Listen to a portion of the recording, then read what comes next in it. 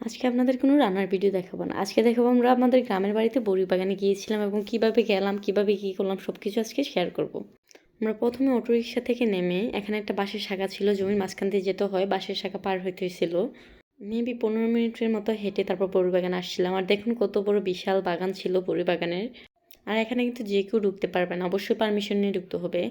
আর গাছগুলো ছিল আপনার ধরেন 6 ফিট এরকম ছিল, 6 ফিটের থেকে কম, খুবই ছোট ছোট গাছ ছিল। আর বড় ছিল একদম ঢালা। আর আমরাই প্রথমে পাড়তে গেছিলাম, তখন ওরকম কাউকে ঢুকতে দেয় না অথবা পারতে দেয় না। বড়িগুলো ছিল খুবই মিষ্টি। আর আমরা আমাদের পারমিশন ছিল এরকম যে আমরা বড়ি খেতেও পারবো এবং বাসার জন্য পেরে নিয়েও যেতে পারবো। আমরা অনেক বড় পেরেছিলাম আর অনেক মজা হয়েছিল, কারণ আমরা গ্রামের বাড়িতে জমির মাঝখান দিয়ে হাইটে হাইটে আসা লাগতেছিল, ধরুন কষ্ট হয়েছিল, মজাও হয়েছিল। আমরা 6 কেজির মতো বাসায় বড়ি নিয়ে গেছিলাম আর সবাই পারতেছিল বড়ি, আমরা 5-6 জন আসছিলাম সবাই মিলে। স্টিল নাও বড়িগুলো দেখে এখন আমার খাইতে মন চাইতেছে, কিন্তু বাসায় এখন বড়ি নেই। যদি আমার ছোট্ট ব্লগটি আপনার ভালো লাগে থাকে তাহলে অবশ্যই লাইক করে দিয়ে পাশে থাকবেন। সুস্থ থাকবেন, আল্লাহ হাফেজ। আর যদি বড়ি খেতে মন চায় তাহলে অবশ্যই আমাকে জানাবেন, আমি পাঠিয়ে দেবো।